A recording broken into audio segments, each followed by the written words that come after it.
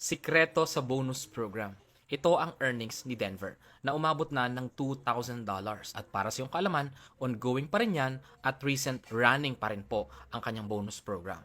Akala ko si Gigi na yung may pinakamataas na earnings na umabot ng $1,000 plus.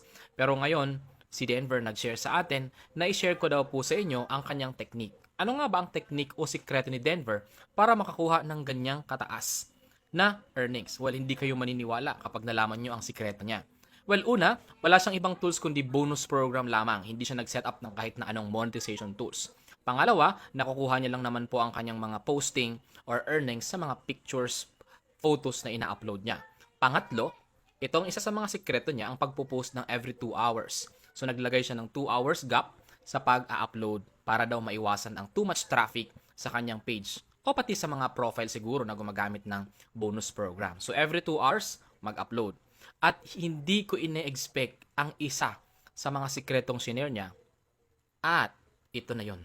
Kapag ikaw daw ay nagkaroon ng trending, siguro at least 500 likes or 1,000 likes, pwede mong i-boost sa halagang 300 pesos. I-boost mo gamit yung boosting system ni Meta. At yes, syempre kapag nabuboost ito, nadidistribute ito sa maraming viewers, marami itong naaabot, maraming reach ang naaabot nito.